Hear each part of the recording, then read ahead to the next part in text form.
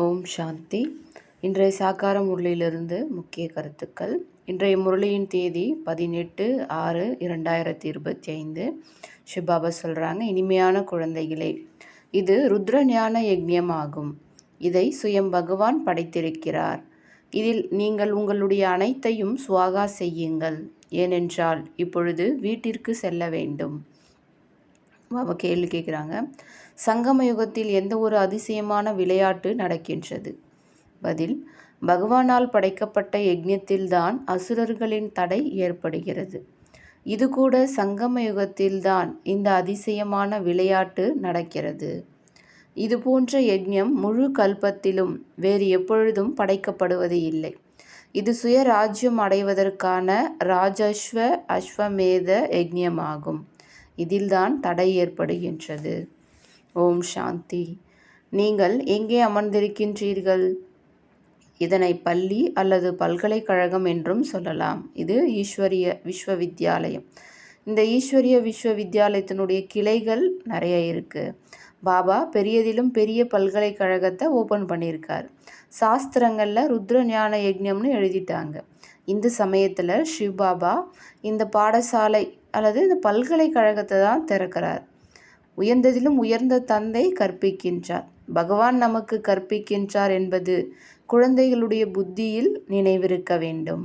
பகவானுடைய யஜ்ஞம் படைக்கப்பட்டுள்ளது. இது பெயர் பெற்றதாகும். இது ராஜஸ்வ அஸ்வமேத ருத்ர ஞான யஜ்ஞமாகும்.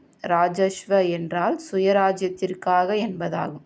அதாவது சுயராஜ்யத்தை அடைவதற்காக சுயத்தை, இந்த உடலை நாம் இந்த யஜ்ஞத்தில் சுவாகா பண்ணுறோம்.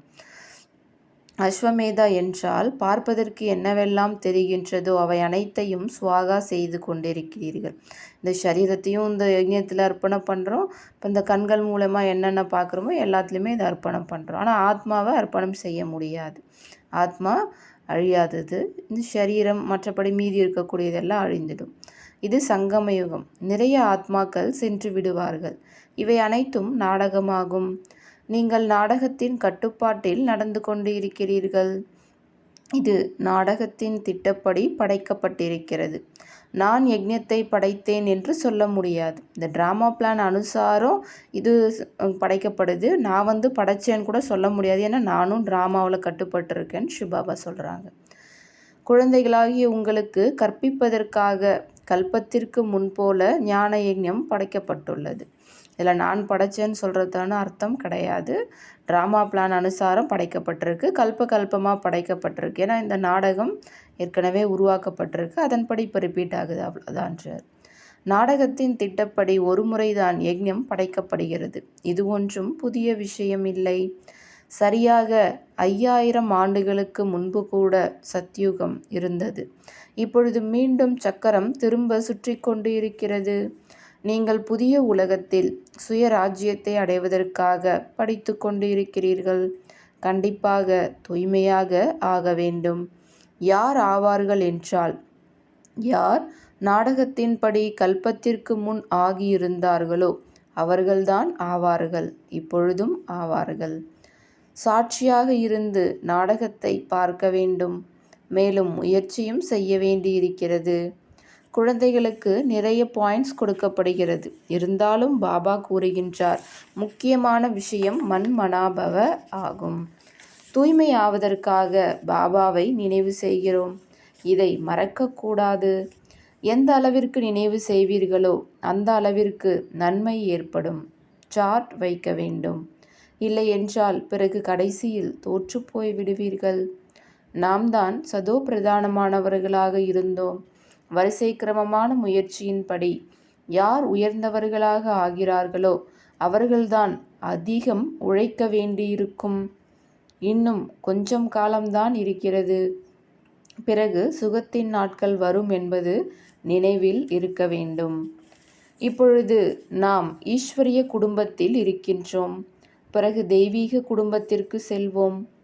இந்த சங்கமம்தான் உயர்ந்த புருஷோத்தமர்களாக ஆவதற்கான யுகம் என்று இந்த சமயத்தை பற்றி தான் பாடப்பட்டுள்ளது. இப்பொழுது உங்களுடைய தாக்கம் ஏற்பட முடியாது. இப்பொழுது ராஜ்யம் ஸ்தாபனை ஆகிக் கொண்டிருக்கிறது. இன்னும் கொஞ்சம் சமயம் இருக்கிறது. கடைசியில் இந்த சந்நியாசிகள் போன்றவர்கள் கூட வந்து புரிந்து கொள்வார்கள். இந்த சிருஷ்டி சக்கரம் எப்படி சுற்றுகிறது என்ற ஞானம் யாரிடத்திலும் இல்லை. தூய்மையில் எவ்வளவு தடைகள் வருகிறது. அபலைகள் மீது கொடுமைகள் நடக்கிறது. திரௌபதி அழைத்தார் அல்லவா? உண்மையில் நீங்கள் அனைவரும் திரௌபதிகள், சீதைகள், பார்வதி ஆவீர்கள். நினைவில் இருப்பதன் மூலம் அபலைகள், கூனிகள் கூட பாபாவிடமிருந்து ஆஸ்தியை அடைந்து விடுவார்கள். எப்படி ஸ்வாகா ஆவது என்று கேட்கிறார்கள். எப்படி அனைத்தையும் யஜ்ஞத்திற்கு மாற்றுவது என்றும் கேட்கிறார்கள். பாபா கூறுகின்றார், குழந்தைகளாகிய நீங்கள் இந்த சாக்கார பிரம்மா பாபாவை பார்க்குறீங்க இல்லையா? இவர் சுயம் செய்து காண்பித்து கற்றுக் கொடுத்து கொண்டிருக்கின்றார். எப்படிப்பட்ட கர்மத்தை நாம் செய்கிறோமோ அப்படி நம்மை பார்த்து மற்றவர்கள் செய்வார்கள். பாபா இவரின் மூலம் கர்மத்தை செய்ய வைத்தார் அல்லவா? சிவபாபா பிரம்மா பாபா மூலமாக செய்ய வைத்தார் அல்லவா? அனைத்தையும் யஜ்ஞத்தில் ஸ்வாகா செய்து விட்டார், அர்ப்பணமாக்கிட்டாரு. ஸ்வாகா ஆவதில் ஏதாவது கஷ்டம் இருக்கிறதா என்ன? இப்போ பிரம்மா பாபா செஞ்சதை பார்த்து இன்னும் சிலர்லாம் அப்போ எல்லாருமே அர்ப்பணம் பண்ணாங்க. அவங்களும் அந்த ஆஸ்தியை அடைஞ்சாங்க. இதில் ஏதாவது கஷ்டம் இருக்கா அப்படின்னு கேட்குறாங்க பாபா. இவர் ஒன்றும் செல்வந்தரும் இல்லை, ஏழையும் இல்லை, சாதாரணமானவராக இருந்தார். யஜ்ஞம் படைக்கப்படுகிறது என்றால் உணவிற்கான பொருட்கள் அனைத்தும் வேண்டுமல்லவா? இது ஈஸ்வரிய யஜ்ஞமாகும். ஏன்னா அதிலிருந்து பாலனையும் நடக்க வேண்டியிருக்கு. ஈஸ்வரன் இந்த ஞான யஜ்ஞத்தை ஸ்தாபனை செய்திருக்கின்றார், உங்களுக்கு படிப்பிக்கின்றார். இந்த யஜ்ஞத்தின் மகிமை மிகப்பெரியதாகும். ஈஸ்வரிய யஜ்ஞத்திலிருந்து தான் உங்களுடைய ஷரீர நிர்வாகம் நடக்கிறது. யார் தங்களை அர்ப்பணமானவர்கள் என்று புரிந்து கொள்கிறார்களோ அவர்கள் நாம் கருவிகளாக இருக்கிறோம், இவை அனைத்தும் ஈஸ்வரனுடையது, நாம் சிவபாபாவின் யஜ்ஞத்திலிருந்து உணவை சாப்பிடுகிறோம் என்று புரிந்து கொள்ள வேண்டிய விஷயமாகும். எல்லாருமே இங்கே இருந்துட முடியாது. அவங்கவுங்களுக்கான பாட்டு எங்கே இருக்கோ அதையும் அவங்கவுங்க அங்கங்கே ப்ளே பண்ணி ஆகணும் சார். எப்படி புத்தியின் மூலம் ஸ்வாகா ஆகி பற்றற்றவர்களாக ஆவது என்று குழந்தைகளாகிய உங்களுக்கு புரிய வைக்கப்படுகிறது. இந்த பொருட்கள் அனைத்தும் சாம்பலாக போகின்றது. எவ்வளவு பெரிய யஜ்ஞமாக இருக்கிறது. பிறகு சத்யுகத்தில் எந்த யஜ்ஞமும் படைக்கப்படுவது இல்லை, எந்த தொந்தரவும் இல்லை. இந்த பக்தி மார்க்கத்தின் அநேக யஜ்ஞங்கள் அனைத்தும் முடிந்து விடுகிறது. ஞானக்கடல் ஒரு பகவானே ஆவார். அவர்தான் மனித சிருஷ்டியின் விதையாக இருக்கின்றார். சத்தியமானவராக, உயிரோட்டமானவராக இருக்கின்றார். ஷரீரம் ஜடமாகும், ஆத்மாதான் உயிரோட்டம் உள்ளதாகும்.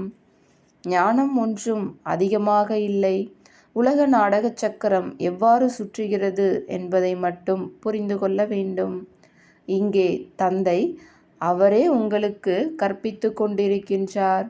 சாதாரண உடலில் பிரவேசிக்கிறேன் என்று கூறுகின்றார். பாக்கிய ரதம் கூட புகழ்பெற்றதாக இருக்கிறது. பாபா கண்டிப்பாக மனித உடலில்தான் வருவார். அவருக்கு சிவன் என்ற ஒரே பெயர்தான் இருந்து வருகிறது. மற்ற அனைவருடைய பெயரும் மாறுகிறது. ஆனால் சிவனுடைய பெயர் மட்டும் மாறுறது கிடையாது. ஆனால் பக்தியில் நிறைய பேர் வச்சுட்டாங்க. சிவன் அப்படின்னா நன்மை செய்பவர். பகவான் இந்த புதிய உலகத்தை, சொர்க்கத்தை ஸ்தாபனை பண்ணுறார். பழைய உலகத்தை மாற்றி புதிய உலகமாக மாற்றுறார், நன்மை செய்கிறார். அதனால் அவருக்கு பேர் கல்யாணக்காரின்னு சொல்லப்படுது. பாரதத்தில் சொர்க்கம் இருந்தது, இப்பொழுது நரகமாக இருக்கிறது, பிறகு கண்டிப்பாக சொர்க்கமாக ஆகும். இதனை புருஷோத்தம சங்கமயுகம் என்று சொல்லப்படுகிறது. இப்பொழுது பாபா படகோட்டியாக உங்களை இந்த கரையிலிருந்து அந்த கரைக்கு அழைத்து செல்கிறார். இந்த துக்கதாமத்திலேருந்து சுகதாமம், கலியுகத்திலிருந்து சொர்க்கத்துக்கு கூட்டிகிட்டு போகிறார், சத்யுகத்துக்கு. இது பழைய துக்கம் நிறைந்த உலகமாகும். பிறகு நாடகத்தின்படி கண்டிப்பாக புதிய உலகமாக ஆகும். அதற்காகவே நீங்கள் இப்பொழுது முயற்சி செய்து கொண்டிருக்கிறீர்கள். பாபாவினுடைய நினைவுதான் அடிக்கடி மறந்து விடுகிறது. இதில்தான் உழைப்பு இருக்கிறது. மற்றபடி உங்களின் மூலம் என்ன பாவகர்மம் நடந்ததோ அதனுடைய தண்டனை கர்ம வினையின் ரூபத்தில் அனுபவிக்கத்தான் வேண்டும். கர்ம வினையை கடைசி வரை அனுபவிக்கத்தான் வேண்டும். அதில் மன்னிப்பு கிடைக்க முடியாது. பாபா மன்னித்து விடுங்கள் என்பது கிடையாது. மன்னிப்பு எதுவும் கிடையாது. அதாவது இப்போ பாபா கிட்ட நம்ம மன்னிப்பு கேட்குறோம், இருந்தாலும் பாபா நான் ஒன்றும் உங்களுக்கு மன்னிப்பு கொடுக்கறது கிடையாது. நம்ம சொல்லிட்டோம் அப்படின்னா திரும்பி அந்த தவறு நடக்காது. வகையில் நம்ம அட்டென்ஷன் கொடுப்போம். இருந்தாலும் செஞ்ச கர்மா அது ரெக்கார்ட் ஆகிடும். அதுக்கானது நம்ம கர்ம வினையை முடிச்சு தான் ஆகணும் அப்படின்றார். கணக்கு வழக்குகளை முடிக்கத்தான் வேணும் ட்ராமான் சார். தமோ பிரதானத்திலிருந்து சதோ பிரதானமாக ஆக வேண்டும். அதற்கும் ஸ்ரீமத்தும் கிடைக்கிறது. ஸ்ரீ ஸ்ரீ சிவ பாபாவினுடைய ஸ்ரீமத்தின் மூலம் நீங்கள் உயர்ந்தவர்களாக தேவதையாக ஆகின்றீர்கள். உயர்ந்ததிலும் உயர்ந்த தந்தை உங்களை உயர்ந்தவர்களாக மாற்றுகின்றார். உங்களுடைய வேலை படிப்பது மற்றும் தூய்மையாவதாகும். யோகத்தில் இருக்க வேண்டும். பாபாவினுடையவர்களாக ஆகிவிட்டு பிறகு தூய்மையாக ஆகவில்லை என்றால் 100 மடங்கு தண்டனை கிடைக்கும். பெயர் கெட்டுவிடுகிறது. சத்குருவை நிந்தனை செய்பவர்கள் உயர்ந்த பதவி அடைய முடியாது என்று பாடப்பட்டுள்ளது. சத்தியமான தந்தைதான் சத்குரு. சத்தியமான ஆசிரியராக இருப்பார். அவர்தான் உங்களுக்கு படிப்பிக்கின்றார். உண்மையான சத்குருவும் அவரே ஆவார். எப்படி பாபா ஞானக்கடலாக இருக்கின்றாரோ அதுபோல் நீங்களும் கூட ஞானக்கடல் அல்லவா? பாபா முழு ஞானத்தையும் கொடுத்து விட்டார். யார் எந்த அளவிற்கு கல்பத்திற்கு முன்பு தாரணை செய்தார்களோ அவ்வளவுதான் செய்வார்கள். முயற்சி செய்ய வேண்டும்.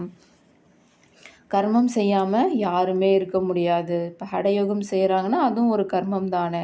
அது ஒரு வாழ்க்கைக்கான தொழில். அதில் புகழ் கிடைக்குது, நிறைய பணமும் கிடைக்குது. நீர் மேலே நெருப்பு மேலே நடக்கிறாங்க. ஆனால் இதனால் எந்த பயனும் கிடையாது. ஆத்மா தூய்மையாகிறது கிடையாது இல்லையா அப்படின்றார் பாபா. அறிவியலாளர்களுடைய போட்டி கூட இருக்கிறது. அவர்களுடையது அறிவியலின் போட்டி, உங்களுடையது அமைதியினுடையதாகும். அனைவரும் அமைதியைத்தான் வேண்டுகிறார்கள். பாபா கூறுகின்றார், அமைதி உங்களுடைய சுய தர்மம். உங்களை ஆத்மா என்று புரிந்து கொள்ளுங்கள். உங்களுடைய வீடான சாந்தி தாமத்திற்கு செல்ல வேண்டும். இது துக்கதாமம் ஆகும். அமைதி நமக்குள்ளாரே இருக்குது. அதை நம்ம எங்கேயும் தேடி போக வேண்டிய அவசியம் இல்லை. நம்முடைய சுய தர்மத்தில் ஆத்ம உணர்வில் இருக்கும்போது அது தானாகவே வெளிப்படுன்றார். நாம் சாந்தி தாமத்தில் இருந்து பிறகு சுகதாமத்திற்கு வருவோம். இந்த துக்கதாமம் அழிய வேண்டும். இதை நல்ல விதத்தில் தாரணை செய்து பிறகு மற்றவர்களை தாரணை செய்ய வைக்க வேண்டும். அதிர்ஷ்டமுடைய குழந்தைகள் நாம் எந்த படிப்பை படிக்க வேண்டும் என்று உடனே நிர்ணயம் செய்து விடுகிறார்கள். அந்த படிப்பின் மூலம் என்ன கிடைக்கின்றது? அதாவது இந்த உலகாய படிப்பு, மேலும் இந்த ஆன்மீக படிப்பின் மூலம் என்ன கிடைக்கின்றது? இந்த படிப்பின் மூலம், இந்த ஆன்மீக படிப்பின் மூலமாக தந்தைக்கிட்ட படிக்கிறதுனால 21 பிறவிக்கு பலன் உருவாகுது.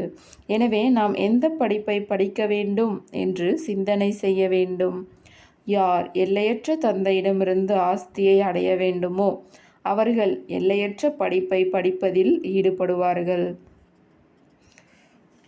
ஷரீரத்தின் மீது நம்பிக்கை இல்லை என்று புரிந்து கொள்கிறார்கள். அப்படியென்றால் உண்மையான வருமானத்தை சம்பாதிப்பதில் ஈடுபட வேண்டும். யாருடைய அதிர்ஷ்டத்தில் இருக்குமோ அவர்கள்தான் தங்களுடைய அதிர்ஷ்டத்தை உருவாக்குவார்கள். நாங்கள் பாபாவிடமிருந்து ஆஸ்தியை எடுத்துவிட்டுத்தான் விடுவோம் என்ற வேகம் முழுமையாக இருக்க வேண்டும். நல்லது. இனிமையிலும் இனிமையான காணாமல் போய் கண்டெடுக்கப்பட்ட செல்ல குழந்தைகளுக்கு தாயும் தந்தையுமான பாப் தாதாவின் அன்பு நினைவுகளும் காலை வணக்கமும். ஆன்மீக குழந்தைகளுக்கு ஆன்மீக தந்தையின் நமஸ்காரம். ஆன்மீக தந்தைக்கு ஆன்மீக குழந்தைகளின் நமஸ்காரம். தாரணைக்கான முக்கிய சாரம். முதல் பாயிண்ட், உண்மையான வருமானத்தை சம்பாதித்து 21 பிறவிகளுக்கு உங்களுடைய அதிர்ஷ்டத்தை உருவாக்கி கொள்ள வேண்டும். ஷரீரத்தின் மீது எந்த நம்பிக்கையும் இல்லை. ஆகையினால் சிறிதளவும் கூட வாய்ப்பை நழுவவிடக்கூடாது.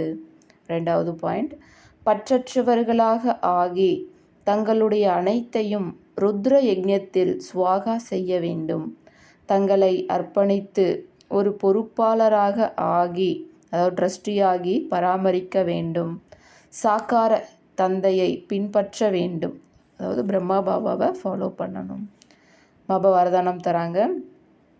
ஈஸ்வரிய நஷா மூலம் பழைய உலகை மறக்கக்கூடிய சர்வ பிராப்தி சம்பன்னம் ஆகுக. ஈஸ்வரிய போதையின் மூலமாக இந்த பழைய உலகத்தையே மறக்கக்கூடிய அனைத்து பிராப்திகளிலும் நிறைந்தவராக ஆகுக. பாபா விளக்கு சொல்கிறாங்க, எப்படி அந்த நஷா அனைத்தையும் மறக்க வைக்கிறதோ அதுபோல் இந்த ஈஸ்வரிய நஷா துக்கங்களின் உலகை சகஜமாகவே மறக்கச் செய்யும். அந்த நஷாவிலோ அதிக நஷ்டம் ஏற்பட்டு விடுகிறது. இப்போ அதிகமாக ட்ரிங்க்ஸ் அருந்துறாங்க அப்படின்னா அது அதிகமாக நஷ்டத்தை ஏற்படுத்துது, அதனால் அழிவே ஏற்படுது. ஆனால் இந்த நஷா அவிநாஷி ஆக்கிவிடும், அழிவற்றதாக ஆக்கிடும். எந்த அளவுக்கு நம்ம இந்த ஆன்மீக நஷாவில் ஈஸ்வரிய நஷாவில் போகிறோமோ அந்த அளவுக்கு நம்ம ஆத்மா ஒரு அதீந்திரிய சுகத்தில் இருக்கும். அதுதான் பாபா சொல்கிறாங்க, யார் சதா ஈஸ்வரிய நஷாவில் மூழ்கி இருக்கிறார்களோ அவர்கள் சர்வ பிராப்தி சம்பன்னம் ஆகிவிடுகிறார்கள். ஒரு பாபாவை தவிர வேறு யாரும் இல்லை என்ற இந்த நினைவினால் நஷா ஏறுகின்றது. மேலும் இந்த ஸ்மிருதி மூலம் சக்தி வந்துவிடுகின்றது. ஸ்லோகன்: ஒருவர் மற்றவரை காப்பி அடிப்பதற்கு பதிலாக பாபாவை காப்பி அடியுங்கள். இன்றைய அவ்யக்த சமிக்ஞை: உள்முக நோக்கில் இருப்பவர்கள்தாம் ஒவ்வொரு ஞான ரத்தினத்தின் ஆழத்தில் போக முடியும். ஞானத்தின் ஒவ்வொரு பாயிண்டின் ரகசியம் என்ன மற்றும் எந்த சமயம் எந்த விதி மூலம் அதனை காரியத்தில் அல்லது சேவையில் ஈடுபடுத்த வேண்டும் என்று இவ்விதமாக அது பற்றி சிந்தனை செய்து அந்த இரகசியத்தின் ரசனையில் சென்றுவிடுங்கள். அப்பொழுது நஷாவை அனுபவம் செய்ய முடியும். ஓம் சாந்தி.